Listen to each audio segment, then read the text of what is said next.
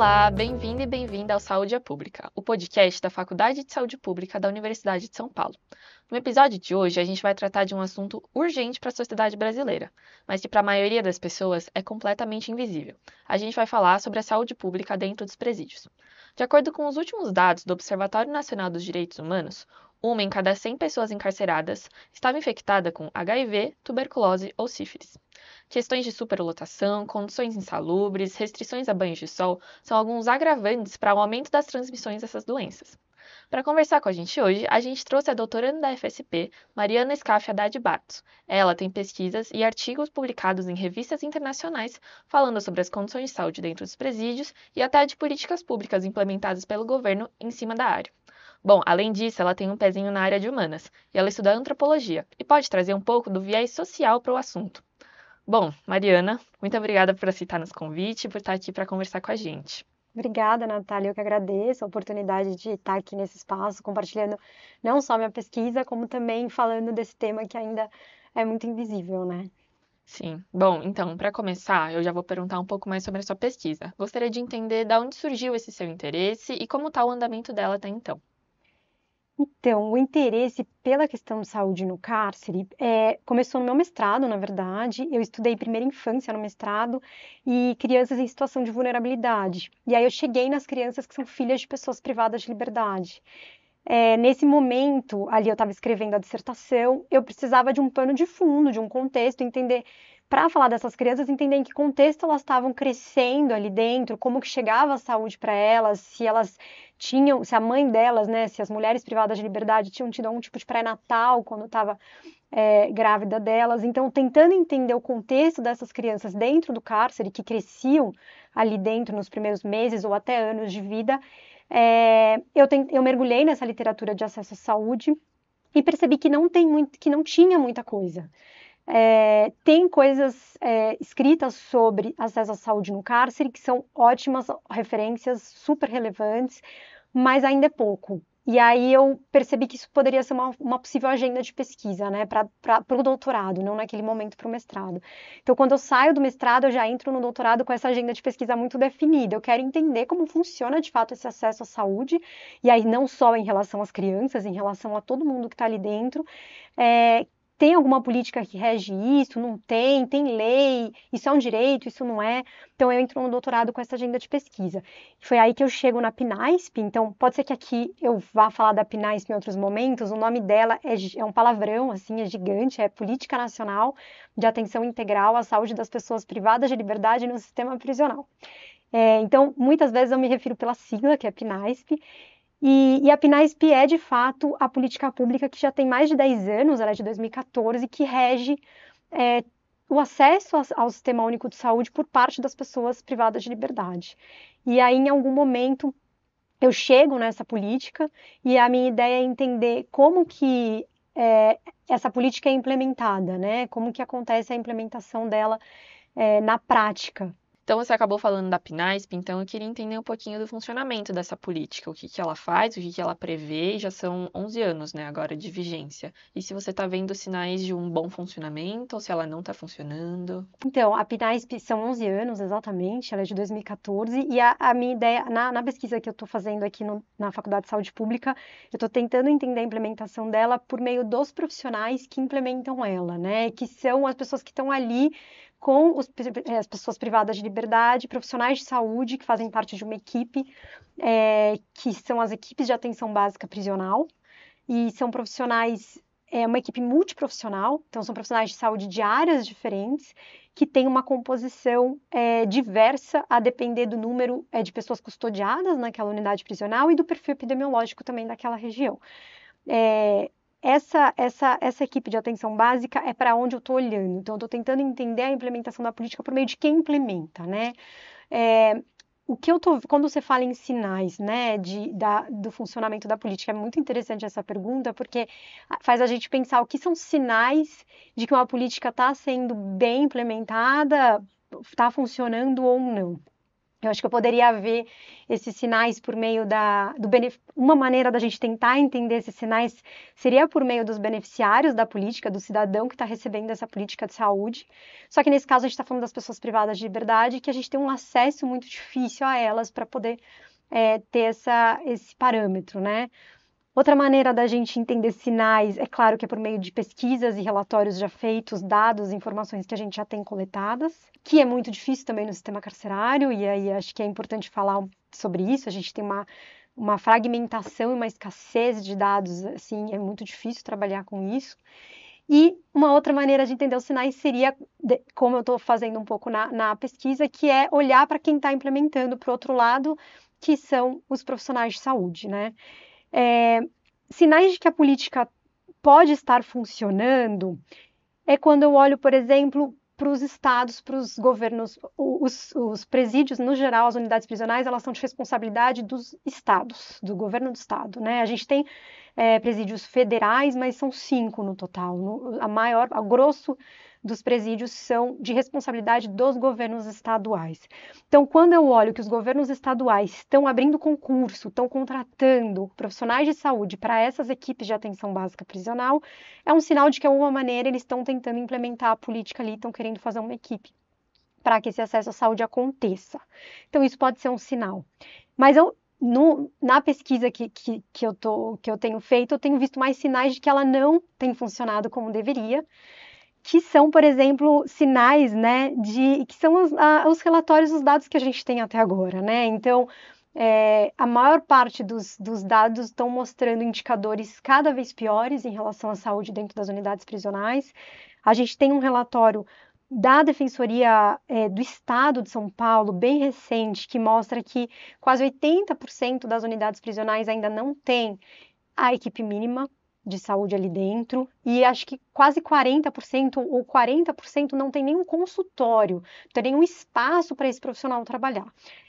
Isso é para o estado de São Paulo, mas é bem relevante porque o estado de São Paulo tem 1/3 da população carcerária de todo o país, né? O estado de São Paulo lidera a população carcerária do Brasil, então é bem alarmante essa pesquisa da Defensoria do Estado. E outra coisa é outro relatório também bem recente que tem mostrado esses indicadores em piora, é o relatório do CNJ, do Conselho Nacional de Justiça, que fala bem especificamente sobre a letalidade dentro dos presídios, as subnotificações, inclusive, em relação a isso, e tem mostrado que as pessoas estão morrendo cada vez mais por falta de cuidado em questões, às vezes, muito básicas. Bom, então você falou que é um acesso bastante restrito, até para coleta de dados. Então, você teve a possibilidade de fazer alguma pesquisa em loco, ter contato direto com ou as pessoas do atendimento ou as próprias pessoas em cárcere? Sim, a minha ideia agora, na minha pesquisa nesse momento, eu acabei, o ano passado eu estava na Holanda eu fiquei um ano lá só com esses 2 professores da antropologia trabalhando esse fundo das ciências sociais, né, que é importante para o tema, e agora minha ideia é começar o campo de pesquisa. Eu fiz algumas visitas em presídios na Colômbia, em Bogotá especificamente, onde eu pude ter algumas ideias para me ajudar nessa preparação para o campo. Então, no momento, eu estou fazendo toda a preparação para entrar no campo, que é negociar o campo, que é muito difícil, conseguir as autorizações, comitê de ética, roteiro de entrevista, enfim, toda essa parte de negociação do campo aqui no Brasil. Então, essa experiência que eu tive lá em Bogotá, nos presídios, estão me ajudando muito a montar os roteiros de entrevista e toda essa parte de negociação do campo. A gente abriu o episódio falando de algumas doenças específicas que são bastante predominantes, né, dentro dos presídios. Então, ISTs e a tuberculose são bastante fortes. Gostaria de entender o que está sendo feito sobre essa questão, se está sendo feito alguma coisa em específico, e como as condições dos presídios elas ajudam ou não a controlar essa transmissão. Eu acho que eu vou começar pela sua última pergunta, porque as condições dos presídios, na verdade, elas são perfeitas para a disseminação de doenças. A gente estava falando de espaços que, além de extremamente aglomerados, a gente tem uma superlotação ali, né? Espaços que tem muito mais gente do que comportaria. Espaços que têm muita umidade, pouca circulação de ar, né? Pouca luminosidade, presença de mofo.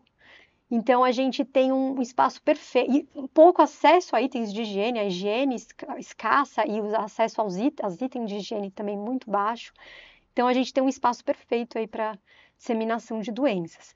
Não à toa, as principais doenças que a gente encontra ali dentro são doenças transmissíveis, né? Então, você começou até o episódio falando da tuberculose, da sífilis, e a gente, é isso mesmo, é tuberculose, sífilis, HIV, hepatite, doenças transmissíveis são disparadas as doenças mais comuns, né, que a gente encontra ali. E a tuberculose, não, até dando um exemplo para a gente entender como que isso se agrava ali dentro, o Guia de Vigilância em Saúde, ele colocou que 28 vezes uma pessoa que está dentro do sistema prisional, ela tem chance de adoecer por tuberculose 28 vezes mais do que uma pessoa que está fora, né, que não é privada de liberdade. Então, a condição de privação de liberdade dela deixa ela 28 vezes mais sujeita a esse adoecimento. E falando de doenças transmissíveis, não tem como não comentar da Covid-19, que foi a pandemia dentro das unidades prisionais. A pandemia, quando a gente pensa na Covid e na época, as orientações que a gente tinha era evitar aglomeração, não compartilhar objetos pessoais, manter distanciamento, estar em ambientes arejados, espaços abertos.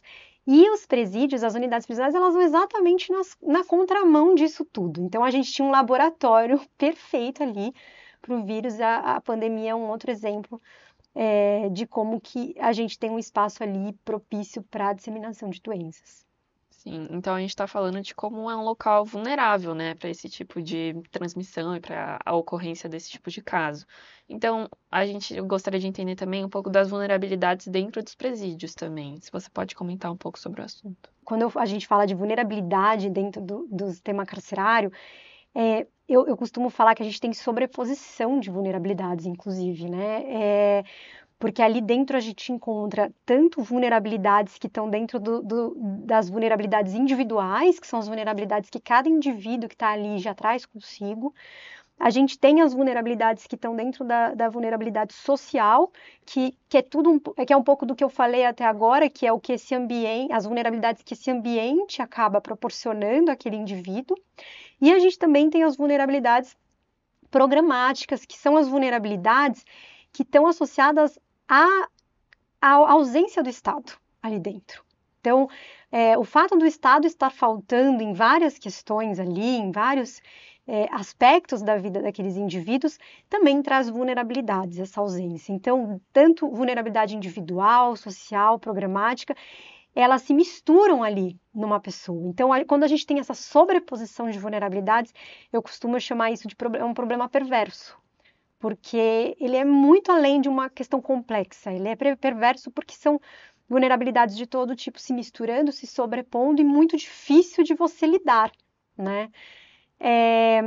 E pensando assim, além das questões que eu já comentei aqui, que acentuam essas vulnerabilidades, outros pontos que deixam essa vulnerabilidade ainda maior, que eu posso citar, é a questão da alimentação.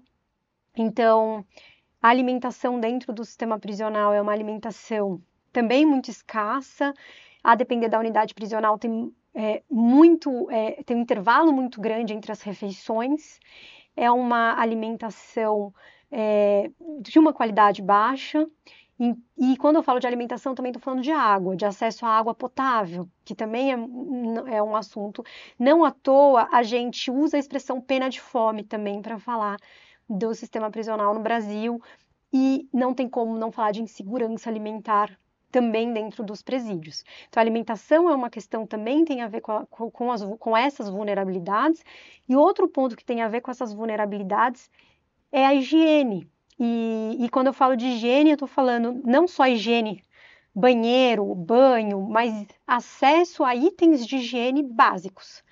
E aí, quando eu estou falando de itens de higiene, eu estou falando de básico, sabonete, papel higiênico, absorventes. Então, acesso a tudo isso também a gente tá falando de vulnerabilidades. E assim, difícil falar, tem muitos grupos ali, né?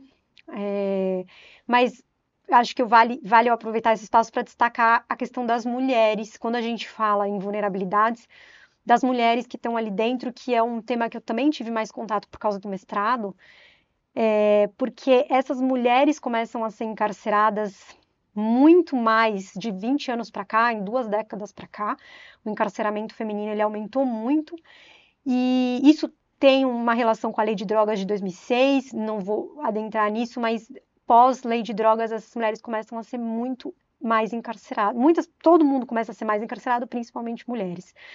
E essas mulheres começam a entrar em presídios que são feitos por homens para homens, né? Então, eles não levam em conta especificidades especificidades de uma mulher, né? Então, eles não levam em conta que essa mulher que está sendo encarcerada menstrua, que essa mulher pode estar amamentando, que essa mulher pode estar grávida, que pode ter um bebê ali dentro.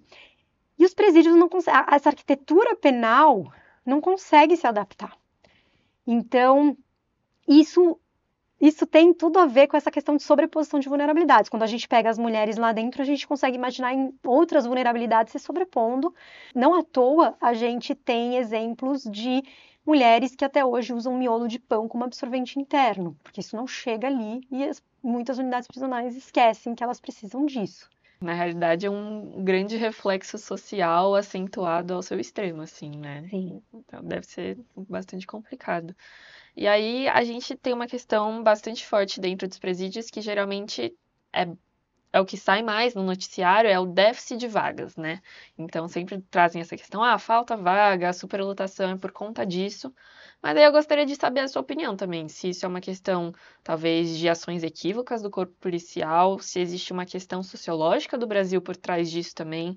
70% da população encarcerada é negra, então, se tem uma questão sociológica muito forte por trás disso, eu gostaria de saber a sua opinião. Ai, sim. Bom, falando primeiro da questão do déficit de vagas, a gente, de fato, a gente tem um déficit de 200 mil vagas hoje. Para o que tem, nem discutindo aqui se deveriam ou não se deveria ou não estar todo mundo ali, mas hoje a gente deve estar com uma população carcerária de uns 660 mil pessoas ao redor disso, e a gente não chega a ter 500 mil vagas, então quase 200 mil vagas de fato, 200 mil pessoas a mais ali, né?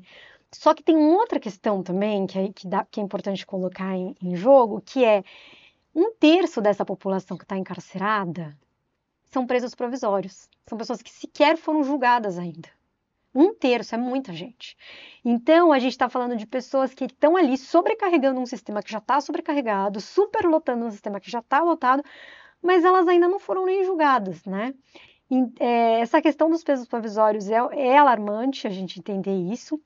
E aí a gente entra num pano de fundo sociológico sem dúvida nenhuma, né? Eu até comentei que ano passado eu passei o ano na Holanda com professores da antropologia, porque eu realmente precisava entender, precisava das ciências sociais, né? Para entender muita coisa que os números não explicam só, né? Então, a gente tem ali uma parte, você falou da questão de raça, cor, a gente não tem um sistema heterogêneo, isso sem dúvida, né? As pessoas que têm, quando a gente pega o perfil das pessoas que estão privadas de liberdade, é muito homogêneo, tanto em relação a isso, como em relação à escolaridade, então a renda, então é um perfil muito homogêneo. A gente ter pessoas ali dentro que de alguma maneira adoecem, eu falei da tuberculose, tem mais chance de adoecer, tem mais chance de morrer, simplesmente pela situação de privação de liberdade, e é por isso é determinação social da saúde pura, né? A gente está falando de determinante social. É difícil não falar de desencarceramento quando a gente trata desse assunto. Então, é um sistema que ele acaba excluindo e ele acaba violando muitos direitos, né? Inclusive violando o direito à saúde. Eu tentei usar, né, bastante o termo privado de liberdade. A gente usa preso, a gente usa pessoa encarcerada, mas a ideia de usar o termo privado de liberdade é porque é para reforçar a ideia de que essas pessoas estão privadas do direito de ir e vir. mas elas não deveriam estar privadas de outros direitos que são violados constantemente ali dentro, e aí o direito à saúde é um deles, né? Então, a gente precisa muito, não só da antropologia, de tudo que está por baixo das ciências sociais ali, para entender esse contexto e como voltando, né, todas essas vulnerabilidades que estão se sobrepondo. Entendi. Bom, acho que você trouxe pontos muito legais, tanto das sociais, tanto aqui da saúde pública, mas a nossa conversa está chegando ao fim. Então eu queria abrir o espaço aqui, se você tiver alguma consideração final sobre o assunto, algum recado que você queira passar. Olha, primeiro, acho muito importante vocês terem trazido isso para o podcast, falar sobre isso. É um tema ainda não só invisibilizado, como com muitos estigmas. Então, trabalhar com isso também na pesquisa é sempre delicado, assim, porque as pessoas têm preconceitos, têm estigmas sobre esse tema. Então, é muito importante ter esse espaço, né? Fico feliz de vocês trazerem essa pauta para o debate, para dentro da faculdade. Dentro da faculdade, a gente sempre tem espaço para fazer isso, mas de alguma maneira, pelo podcast, isso atinge outros públicos, né? E a gente entender que eu acho que o principal gargalo, não o principal, mas um gargalo importante quando a gente fala de academia, estudando um tema ali que está distante, né? A gente tentar ajudar, mesmo que seja um pouco, produzindo informação e dado num tema que tem muito pouca coisa sobre. O que tem é muito relevante, são autores, ótimas colegas e referências que têm pesquisado sobre isso, mas a gente ainda tem muita lacuna para preencher, porque e subnotificação, assim, muito subnotificação. O relatório do CNJ, ele mostra isso. Ele mostra que não estão sendo notificadas óbitos e outras coisas que estão acontecendo lá dentro. A partir do momento que a gente não notifica, a gente não produz dado, a gente não tem problema. Se a gente não tem problema, a gente não precisa de intervenção, a gente não precisa de políticas públicas e a questão continua, tá tudo bem. E a questão continua muito invisível. Então, eu acho que a ideia é compartilhar isso, né? Deixar isso um pouco mais explícito e incentivar outras pessoas também a se debruçarem sobre essa questão, essa temática. Então é isso, Mariana. Muito obrigada pela sua presença aqui. Acho que você trouxe pontos muito importantes para esse debate, que é o que você falou, é muito importante a gente trazer esse debate em primeiro lugar. Então, queria agradecer a sua presença e por ter aceitado nosso convite novamente. Obrigada, Natália. Obrigada a você pelo convite e pela oportunidade de estar aqui. E você quer saber como participar do nosso podcast? É só mandar uma pauta para o nosso e-mail, imprensa.fsp.usp.br. Ative as notificações para ficar sabendo dos nossos próximos episódios e novidades aqui da faculdade. Siga as nossas redes sociais. A faculdade está no Facebook, no Instagram, no LinkedIn e no YouTube. Saiba mais o que rola na faculdade no nosso site, www.ufsp.usp.br. Muito obrigado pela sua audiência.